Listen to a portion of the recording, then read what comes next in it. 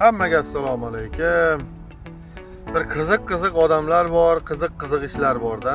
Sizlarga aytib beraman.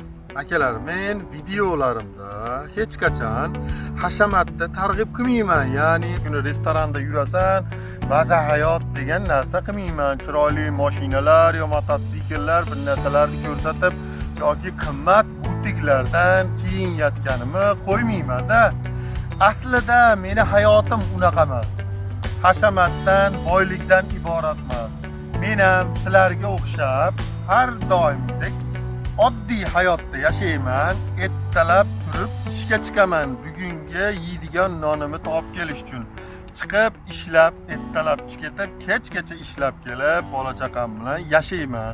Shuni ichida men video roliklar olaman. Ya'ni kim odamlarga foydasi tegadigan, qandaydir vaziyatlarga tushib qolsa, yo bo'lmasam Angliyaga kelish uchun nima qilish kerak? Mashinlarni qo'liga tushib, aldanib qolmasligi haqida video roliklar olib, hayotim, ish jarayonimni ichida shularni internetga yuklab qolaman.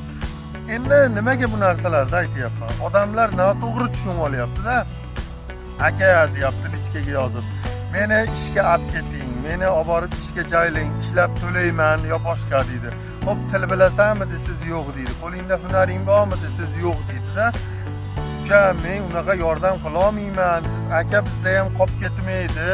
O'zingizni katta olvormang, yordam qilsiz bir marta qilsiz-da degan odamni asabiga tegadigan gaplarni qiladi-da. Shuning uchun aytib qo'yapman. Men odam jo'natish bilan shug'ullanmayman. Men qo'ldan kelganicha o'zimizni tilni tushunadiganlarga to'g'ri maslahat bera olaman, xolos. Quruq bunday qilsa bunday qil yoki bunga ishonma. Mana u ruska gavarasi, mana shartnoma seni aldayapti. Bu bilan kela olmaysan, kela olasan. Yo til o'rgan, yo hunar o'rgan. Mana ularni o'rgansang senga foydali bo'ladi yoki to'g'ri kelish yo'li registratsiya ochilib qoldi yo migratsiya saytiga kirgin degan maslahatlar beraman. Odamlar meni videolarimni ko'rib, buni hayoti yaxshi, hashamatdan iborat, har kuni manoncha million pul topadi degan tushuncha bo'lib qoldi. Unaqa emas o'rtoqlar.